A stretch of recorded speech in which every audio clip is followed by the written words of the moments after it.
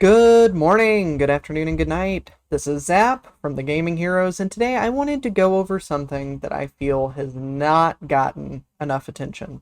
WoW's click to move feature. It's been in the game for quite a while, as far back as I can remember.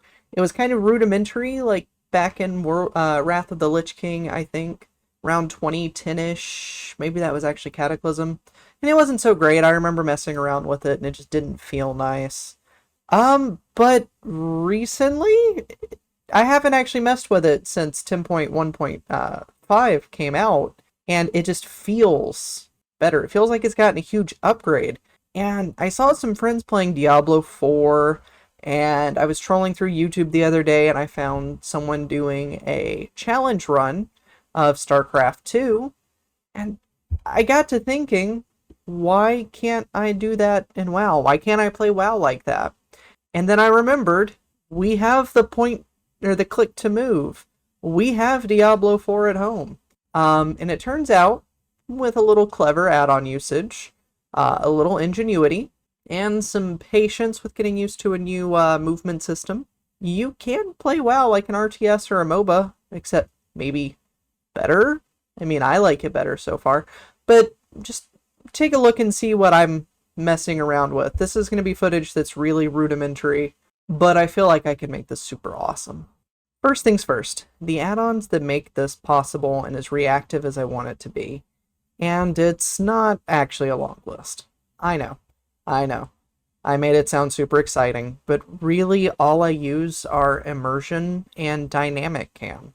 These two add-ons help give the game a more similar feel to the point-and-click looters that I missed, and the mission interfaces of things like Warcraft or Starcraft. So let's start with immersion. Immersion changes your quest windows in a ton of ways, but the default right out of the box version felt the nicest to me. I don't have a ton of experience with messing with things like that.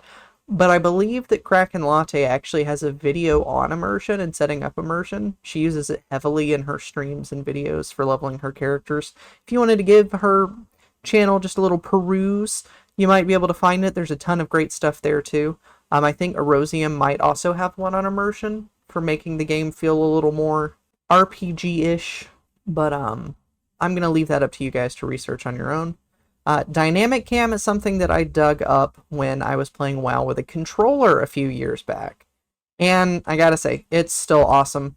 It really just boils the camera system down, adds a couple more bits and bobs, and makes it more customizable. But what I really like is being able to set your camera to a max view distance, which is pretty far, and while you're inside buildings, it'll actually pull your camera in. It's just really nice. Most of the tools I wanted to include, there used to be add-ons for all sorts of things, like changing your UI, or changing where your chat box is, changing how things look, moving things here and there. But thanks to Dragonflight and the click to move accessibility feature, it's all just there right out of the box. So I've got to give some major props to Blizzard, you did great. The game is now way more accessible. I can think just from my work in the public sector and working with children with disabilities, being able to point and click and be able to play WoW while pointing and clicking is going to be great. Kudos. If you want to give it a try and test it out with my UI, I will have dynamic cam and immersion linked in the description, and I'll also have my own UI linked in the description. But I greatly think that you guys should maybe try messing around with it yourself, tweaking it yourself, getting it to feel like something you can actually play with if this is something you're interested in doing, because this is what I currently have is not perfect. I'm going to be constantly changing and tweaking things to make it feel better. And honestly, if you guys have any feedback, or if you use my settings and you think there's better ways to do it, let me know. You're probably right, and it may be something worth trying. So just drop a comment or shoot me a message on Discord, join the community, and let me know. There's lots of different ways to get in touch with me, but I would love to hear what you think about the point and click or the RTS style. And while I mention that, I am actually going to be trying a WoW RTS challenge. I am going to limit myself to 4 abilities, and I'm only able to change spells once per level. If I level up and get something new, I have to decide right there at level up if I'm going to be using it, because as soon as I close the talent window or close whatever window gives me the spell, I'm stuck with what I'm using until the next level up. So that's doesn't sound too crazy early game because you level up so fast, but it might be a little more impactful once you hit level 57 and you realize you did not take that CC ability that makes kiting a little bit easier, and now I'm stuck without it. So I'm going to be stuck with 4 spells. And I am also going to allow myself 2 hotkeys. This is going to make it a little more reminiscent of things like MOBAs, like Heroes of the Storm or League of Legends. I'm going to have 1 for my Hearth and 1 for my Mount. Just because otherwise you guys are going to watch me run all around the world. But for a true RTS experience, that might actually be the best. But just for the sake of not making you guys suffer while watching me, that's what I'm going to do. I'm going to start on an allied race, and my goal is to get from 10 to 60 without ever using my keyboard for movement and only using 4 spells at a time. I think it's going to be fun, and honestly, if you guys think that sounds fun, check me out on Twitch. I'm live twice a week, and 100% of those runs will be done there. And I may even post some highlights here on YouTube if you guys are interested in that. If highlights of that RTS challenge or something you want to see, just drop me a message in the comments. Let me know. If you don't tell me, I don't know. Good morning, guys. Sorry, this is Zap from the future, and I just realized while I was playing with my dogs that I did not actually show you guys how to edit the layout or how to actually access your dynamic cam or immersion options and settings. So let's start with the edit mode. If you just press escape, you can go to edit mode. It always treats it like it's the first time for whatever reason. And if you want to import, say you want to use the setting that I am going to share below in the description, you'll click on import and then copy the text from that and paste it to here.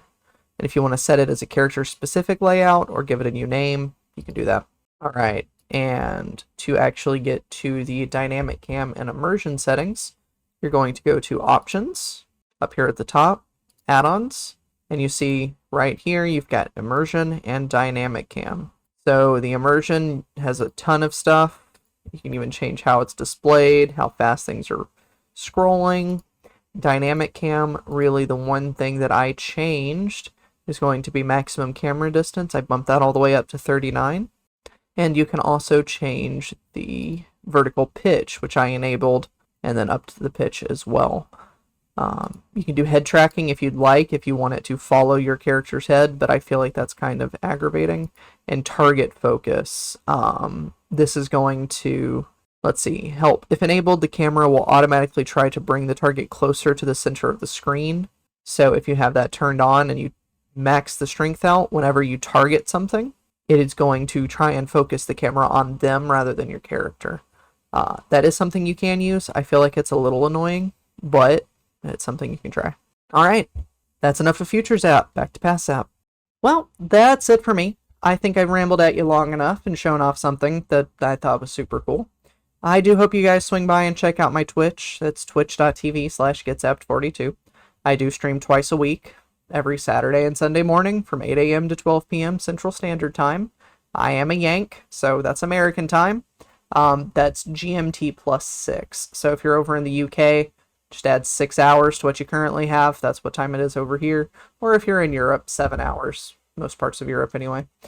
Make sure to check out our community Discord and community website, gaminghero.io, where you can get access to a ton of free resources and even premium memberships for some of the more exciting stuff that might get nerfed if too many people use it. You've got to be a member if you want to know more, though. It is a secret club, super secret. Tell all of your friends about the super secret club. It's reasonable. And I also have a coffee if you guys want to support me directly. There's no obligation, but it's where I'm going to keep, or it's where I would keep most of the money if you wanted to throw it my way. But it's time for me to sign off. I'm getting kind of loud, and I don't want to wake Erosium up. Sound carries really far in my super fancy basement. So, thank you so much. Have a great rest of your day, or end of your day, or whatever time of day it is for you. This has been Zap, and I'm signing out.